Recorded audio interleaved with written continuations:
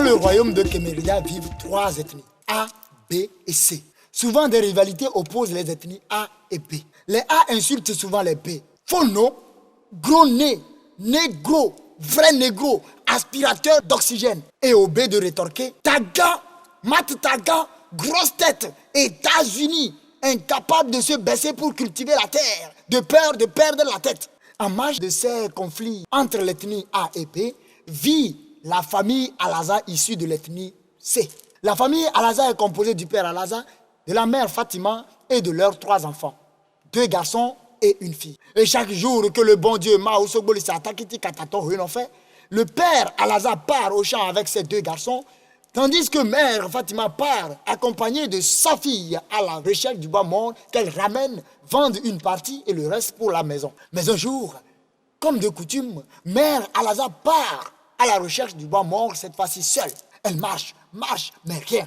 Au bout d'un moment, elle se perd. Elle ne sait plus d'où elle vient ni où elle va. Elle est perdue. Fatima ouvre ses yeux intérieurs pour se retrouver. Elle s'aperçoit dans la forêt sacrée Kaminteo.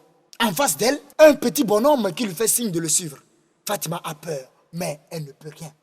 Elle amorce le premier pas. Le deuxième pas, à peine amorcé qu'elle entend de loin une musique. Elle suit le petit bonhomme jusqu'à une assemblée d'esprits réunis en cercle. Le petit bonhomme fait signe à Fatima d'attendre. Il s'avance vers le plus vieux des esprits, lui chuchote quelque chose à l'oreille, puis revient vers Fatima.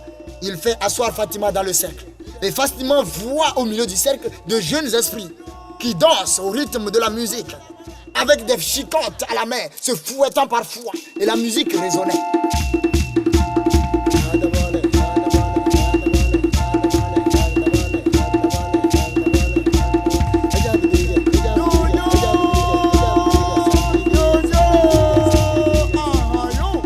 Et à la fin du rituel, le plus vieux des esprits dit à Fatima, maintenant que tu es initié, tu es tenu à ton tour d'aller initier les tiens. Et comme par enchantement, les esprits disparaissent et Fatima se retrouve sur son chemin de retour. Arrivée à la maison, son mari et ses enfants l'attendaient impatiemment. Fatima promet de leur raconter sa mésaventure le lendemain. Aussitôt dit, aussitôt fait. Le lendemain, Fatima raconte sa mésaventure à Alaza. Alaza promet d'en parler au roi. Le roi donne son autorisation pour organiser la première initiation le lendemain matin à la cour royale. Le lendemain matin, tous les habitants se retrouvent à la cour royale. L'ethnie A, l'ethnie B et l'ethnie C. L'ethnie A tient une partie du cercle. L'ethnie B, l'autre partie du cercle. Et l'ethnie C, avec la famille Alaza, tient le reste du cercle. Le roi donne la parole à l'initiatrice Fatima. Fatima explique les règles du jeu. Au milieu est disposée une jarre recouverte d'une peau de bête. Juste à côté sont disposés 2 higas en guise de fouet. Le jeu consiste à opposer 2 combattants. Chaque combattant prendra un higa en guise de fouet et n'aura droit qu'à 3 coups de fouet. Si au cours du combat, un des combattants pleure, fuit ou pisse sur lui, il sera considéré comme pas courageux. Mais si au terme du jeu, personne des 2 combattants ne fuit, ne pleure ou ne pisse sur lui, tous 2 seront considérés comme courageux et dès lors, une relation de brave s'installera entre eux 2. Les premiers combattants sont les 2 fils d'Alaza. Le premier s'avance au centre, se saisit d'un higa en guise de fouet. Le second aussi s'avance au centre, se saisit d'un higa en guise de fouet. Les 2 se fouettent, ils se fouettent. Mais au finish, personne n'a pleuré. Personne n'a fui et personne n'a pissé sur lui. Les 2 sont considérés comme courageux.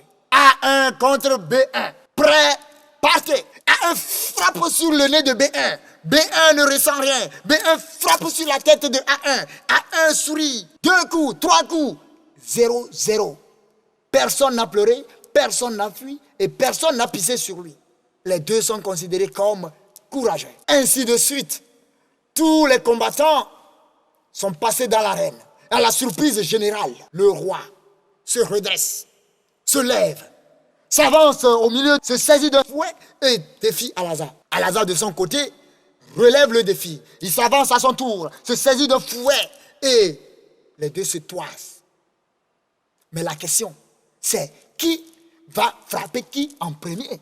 Al-Azhar n'oserait pas quand même frapper son roi. C'est son roi. Pendant que Al-Azhar se posait ces questions, que WhatsApp, le roi le frappe. Aïe, Al-Azhar, il réplique WhatsApp. Le roi réplique WhatsApp. Aïe, Al-Azhar, WhatsApp. Aïe, le roi crie, il réplique WhatsApp. Et Al-Azhar termine WhatsApp. Encore 0-0, match nul. Al-Azhar et le roi, personne n'a pleuré, personne n'a fui et personne n'a pissé. Tous deux sont considérés comme courageux. Et Al-Azhar reconnu comme le tout premier homme à avoir fouetté le roi dans l'histoire de Kémérida. Et finalement, toutes les ethnies A, B et C se mélangent et se prennent le bras des subordonnés. Non, bon, à distance, on est en période de Covid, à distance. Et tous en joie. Bravo, bravo. Tel est le sens de cette pratique Kamu Healing qui a encore cours de nos jours au village de Kémérida tous les derniers samedis du mois d'octobre.